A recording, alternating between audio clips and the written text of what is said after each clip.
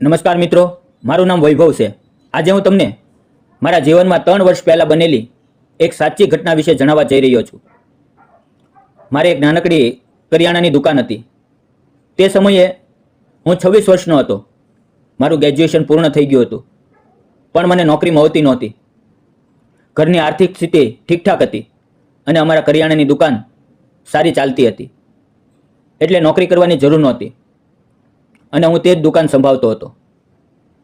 પણ એક દિવસ સવારે લગભગ 9 વાગ્યે હું દુકાન પર બેઠો હતો. તે સમયે દુકાનમાં વધુ ગ્રાહકો નહોતા. ત્યારે મેં જોયું કે રસ્તાની સામેની બાજુથી એક સ્ત્રી ધીમે ધીમે મારી દુકાન તરફ આવી રહી છે. તેણે સફેદ સાડી પહેરી હતી. તે દેખાવમાં ખૂબ જ સુંદર હતી. તેના માથે પાલવ હતો, પણ તેના ચહેરા પર એક વિચિત્ર શાંતિ, દુઃખ અને એકલતા ઝલકતી હતી. તે દુકાને આવી. હું તેની તરફ જોતો રહ્યો, પણ તેણે મારી તરફ જોવાની હિંમત ન કરી. તેણે કહ્યું, 1 કિલો ખાંડ, 1 ચાની પત્તીનું પેકેટ અને 2 વ્હીલ સાબુ આપો. મેં કહ્યું, હા, હમણાં આપું છું, અને મેં બધી વસ્તુઓ કાઢીને કાઉન્ટર ઉપર મૂકી દીધી.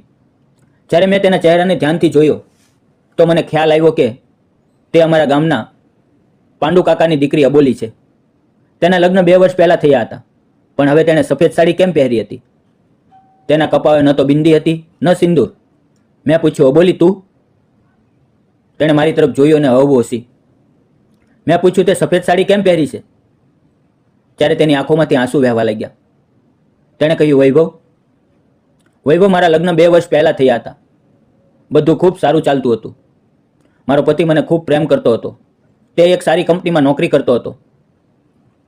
પણ એક દિવસ તેનો અકસ્માત થયો અને તેમાં જ તેનું મૃત્યુ થયું. તેના જવાથી મને સમજાતું નહોતું કે જીવનને આગળ કેવી રીતે લઈ જાઉં. મેં 2 વર્ષ સુધી ત્યાં રહીને બધું સહન કર્યું, પણ હવે થોડા દિવસ પહેલાં હું પાછી ગામડે આવી ગઈ છું અને હવે અહીંયા જ રહીશ. એટલું કહીને તેણે આંસુ લૂછી લીધા.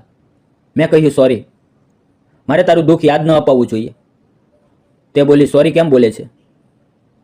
મેં તો ફક્ત મારા જીવનની સચ્ચાઈ જણાવી. મને તેના ઘરની હાલતની ખબર હતી. તે ખૂબ ગરીબ હતા. મને ખૂબ ખરાબ લાગ્યું. તેણે પૂછ્યું, કેટલા પૈસા થયા? મેં કહ્યું, છોડ, રહેવા દે, પૈસા નથી જોઈતા. પણ તેણે મારી વાત ન માની. તેણે 100 રૂપિયા કાઢીને મારા હાથમાં મૂકી દીધા અને પાછું વળીને જવા લાગી. મેં અવાજ આપ્યો, અરે પૈસા નથી જોઈતા.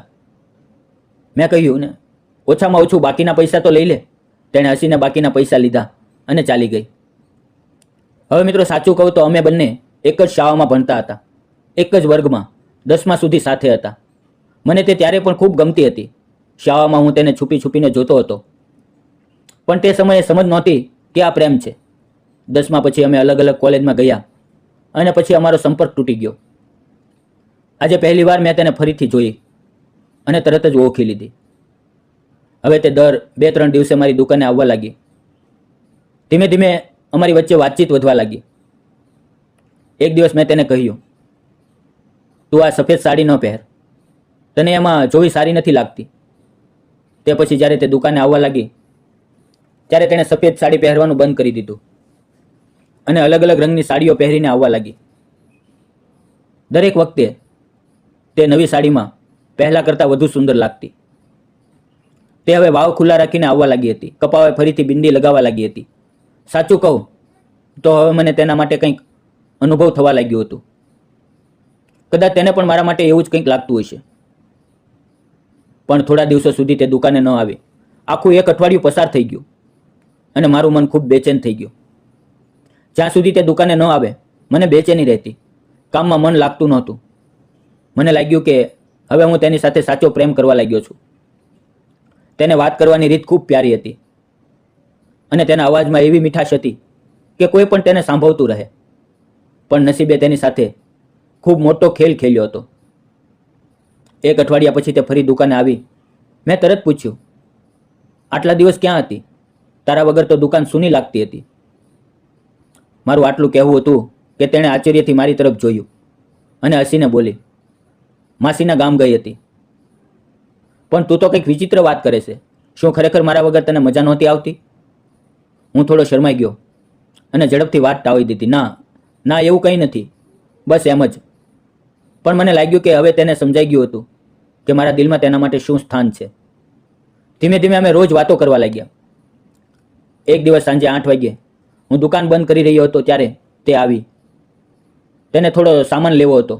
તેણે સામાન લીધો અને જ્યારે તે સીડી ઉતરીને નીચે જઈ રહી હતી ત્યાં અચાનક જોરદાર વરસાદ શરૂ થયો. વરસાદ એટલો ઝડપી હતો કે તે પાછી દોડીને દુકાનમાં આવી ગઈ. તેજ પવે વીજળી થઈ અને ચારે બાજુ અંધારું છવાઈ ગયું. તે થોડી ડરી ગઈ હતી. તેણે કહ્યું કે તેને ઘરે જવું છે, પણ આટલા જોરદાર વરસાદમાં જવું શક્ય નહોતું. મેં કહ્યું, અંદર આવ, નહીં તો વરસાદમાં ભીંજાઈ જઈશ. પણ તે તો પહેલેથી જ પૂરી રીતે ભૂંજાઈ ચૂકી હતી. તે દુકાનની અંદર આવી અને વરસાદ એટલો જોરદાર હતો કે પાણી દુકાનમાં પણ આવવા લાગ્યું. મેં ઝડપથી દરવાજો બંધ કર્યો. હવે અંદર પૂરું અંધારું હતું. તે મારી તરફ જોતી હતી, પણ તે સમયે મારા મનમાં તેના માટે કોઈ ખોટા વિચારો નહોતા. અંધારું એટલું ગાઢ હતું કે અમને સમજાતું નહોતું કે અમે ક્યાં ઊભા છીએ. અમે બંને એકબીજાને અવાજ આપીને ટટોલવા લાગ્યા અને અચાનક અમે ટકરાઈ ગયા. તે નીચે પડવાની જ હતી. ત્યાં જ મેં ઝડપથી તેનો હાથ પકડીને તેને સંભાળી લીધી.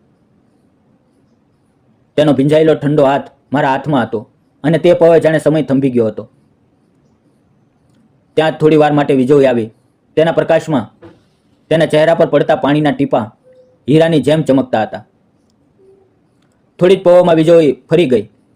મેં તેનો હાથ ધીમે રહીને છોડી દીધો અને ટટોલીને દિવાસળી અને મીણબત્તી કાઢી. તેણે મીણબત્તી સળગાવી અને જેવી હળવી રોશની ફેલાઈ, માહોલમાં એક વિચિત્ર ગરમાહટ આવી ગઈ. તેનો ચહેરો તે પીળી રોશનીમાં એવો લાગતો હતો જાણે કોઈ સોનાની મૂર્તિ પર પ્રકાશ પડતો હોય. એક પળ માટે મને લાગ્યું કે તેનો ચહેરો હાથમાં લઈને તેના ગાલ અને વાવને હળવો સ્પર્શ કરું, પણ મેં મારા મનને રોક્યું. અમારી પાસે તે સમયે મોબાઈલ પણ નહોતો, એટલે અમે ફક્ત વાતોમાં સમય પસાર કરવાનું નક્કી કર્યું. અમે બંને નીચે જમીન પર બેસી ગયા અને એકબીજા વિશે વાતો કરવા લાગ્યા. તે બોલી, તારા લગ્ન થયા છે? મેં કહ્યું, ના. તેણે પૂછ્યું, કેમ? અત્યાર સુધી લગ્ન કેમ ન કર્યા? મેં હસતા હસતા કહ્યું, કોશિશ તો ચાલે છે, પણ સાચી છોકરી મળતી જ નથી. તે હસીને બોલી, અરે તું તો દેખાવમાં આટલો સારો લાગે છે, તો પણ છોકરી નથી મળતી. તો તને કેવી છોકરી જોઈએ? હું થોડી વાર માટે ચૂપ રહ્યો. તેની આંખોમાં જોયું અને કહ્યું, જેવી તું છે. જો એવી મળી જાય તો મને બીજું કંઈ નથી જોઈતું. આ વાત સાંભળીને તે શરમાઈ ગઈ.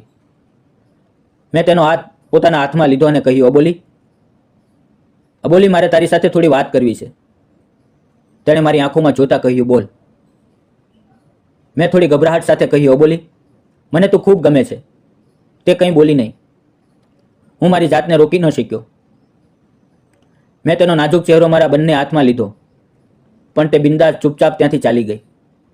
3 દિવસ વીતી ગયા, પણ તે દુકાને પાછી ન આવી. હવે મારું મન બેચેન થવા લાગ્યું. મને લાગ્યું કે મારાથી ખૂબ મોટી ભૂલ થઈ ગઈ. હું તેની માફી માંગવા માંગતો હતો. તેને કહેવા માંગતો હતો કે મારો ઈરાદો ખરાબ નહોતો. ચોથા દિવસે તે આવી. તેણે મારા હાથમાં એક ચિઠ્ઠી આપી. મને લાગ્યું કે કદાચ તે કોઈ લવ લેટર હશે, પણ તેમાં તેણે ફક્ત થોડી વસ્તુઓની યાદી લખી હતી. તેણે મને એક શબ્દ પણ ન કહ્યો. મેં વાત કરવાનો પ્રયાસ કર્યો, પણ તે ચૂપ રહી. તેણે સામાન લીધો અને જવા લાગી. જતાં જતાં મેં કહ્યું, સોરી અબોલી, મારાથી ભૂલ થઈ ગઈ. મારે તને કંઈક કહેવું છે. તેણે મારી તરફ જોયું અને બોલી, બોલ. મેં ઊંડો શ્વાસ લીધો અને કહ્યું, અબોલી, મને તું ખૂબ ગમે છે. હું તારી સાથે લગ્ન કરવા માંગુ છું. શું તું મારી સાથે લગ્ન કરીશ? આ સાંભળતા જ તેણે મારી તરફ જોયું. તેની આંખો આંસુથી ભરાઈ ગઈ અને બિંદાસ ચૂપચાપ તે ચાલીની. મને ખૂબ ખરાબ લાગ્યું. કદાચ મેં તેને કહ્યું ગમ્યું નહીં, પણ તેણે મને નહોતું ગમતું. હું દરેક પળ તેના વિશે જ વિચારતો રહેતો હતો. તે મારા દિલમાં ઘર કરી ગઈ હતી. થોડા દિવસો પછી તે ફરી દુકાને આવી. મેં તરત પૂછ્યું, અબોલી, શું થયું? મેં તને કંઈક પૂછ્યું હતું. તે બોલી, મારે પણ તારી સાથે વાત કરવી છે, પણ અહીંયા નહીં. આપણે ક્યાંક બહાર જઈએ.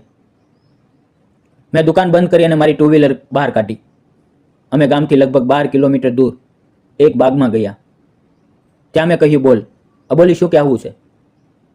તેણે ઊંડો શ્વાસ લીધો અને કહ્યું, જો વૈભવ, મારા લગ્ન પહેલેથી જ થઈ ગયા છે. હું તને ગમું છું, પણ હું નથી ઈચ્છતી કે મારા કારણે તારું જીવન બરબાદ થાય. તને ખૂબ સારી છોકરીઓ મળશે, હું નથી ઈચ્છતી કે તું તારું ભવિષ્ય મારા જેવી છોકરીના દાવ પર લગાવે. તેની વાત સાંભળીને મારી આંખોમાં આંસુ આવી ગયા. મેં કહ્યું, હો બોલી, મને બીજા કોઈની જરૂર નથી, મને ફક્ત તું જોઈએ. જો આ પ્રેમ સાચો છે તો તારો ભૂતકાળ મારા માટે મહત્વ નથી રાખતો. આ સાંભળીને તેની આંખોમાંથી આંસુ ટપકવા લાગ્યા. તેણે મને કસીને ગળે લગાડ્યો. અમે બંને એકબીજાની બાહોમાં ઘણીવાર એમ જ ઊભા રહ્યા. તે પળે જાણે બધા દુઃખ ભૂસાઈ ગયા હતા. અબોલીના ચહેરા પર સુકૂન હતું, એક નવી આશા હતી. મેં તેને કહ્યું કે તે પોતાના ઘરવાળા સાથે વાત કરે, પણ તે હસીને બોલી, તું તારા માતા પિતાને લઈને આવ. મારા ઘરે આવીને ઔપચારિક રીતે વાત કર. મેં ઘરે જઈને માતા પિતા સાથે વાત કરી. શરૂઆતમાં તેણે ના પાડી, કહ્યું કે વિધવા છોકરી સાથે લગ્ન કરવું સમાજમાં સારું નથી ગણાતું. પણ મેં અટ કરી સમજાવ્યું કે મને તેના ભૂતકાળથી નહીં પણ તેની માનવતાથી પ્રેમ છે. આખરે મારા સાચા પ્રેમ સામે તેમણે પર હાર માની લીધી. પછી અમે બધા તેના ઘરે ગયા અને ત્યાં વાત કરી. તેના પિતાએ મારો હાથ પકડ્યો, મારી પીઠ થપથપાવીને કહ્યું, તું સારો દીકરો છે, મને તારા પર વિશ્વાસ છે. તેમણે લગ્ન માટે હા પાડી. થોડા દિવસો પછી અમારા લગ્ન થયા. તે દિવસે અમે બંને ખૂબ ખુશ હતા. અમને લાગતું હતું કે આખી દુનિયા અમારા ચરણોમાં છે. તે સાંજે અમે એકબીજાની બાહોમાં સમાઈ ગયા, અમારા પ્રેમની ગરમાહટનો અનુભવ કર્યો અને અમારા નવા જીવનની શરૂઆત કરી. મિત્રો, ક્યારેક જીવન પોતે જ નવી શરૂઆતનો મોકો આપે છે. દુઃખ, દર્દ અને એકલતામાંથી બહાર નીકળવા માટે કોઈનો સાથ ખૂબ જરૂરી હોય છે. સાચો પ્રેમ નસીબથી મળે છે, પણ તેને સ્વીકારવાની હિંમત આપણા હાથમાં હોય છે. જીવનને ફરીથી શરૂ કરવામાં મોડું થતું નથી, બસ દિલ ખુલ્લું હોવું જોઈએ. મિત્રો, આ વાર્તા તમને કેવી લાગી કોમેન્ટમાં જરૂર જણાવજો. અને જો તમને ગમી હોય તો વિડીયોને લાઈક કરો, શેર કરો અને ચેનલને સબસ્ક્રાઈબ કરવાનું ના ભૂલતા. મિત્રો, વિડીયોમાં આવેલા નામ, પાત્ર અને ઘટના ફક્ત કાલ્પનિક હતા. તેનો કોઈ પણ વ્યક્તિ, જાતિ કે ધર્મ સાથે સંબંધ નથી. આ વિડીયો ફક્ત મનોરંજન અને શૈક્ષણિક ઉદ્દેશથી બનાવવામાં આવ્યો છે. ફરી મળીએ મિત્રો આવતીકાલે. ત્યાં સુધી તમારું ધ્યાન રાખો.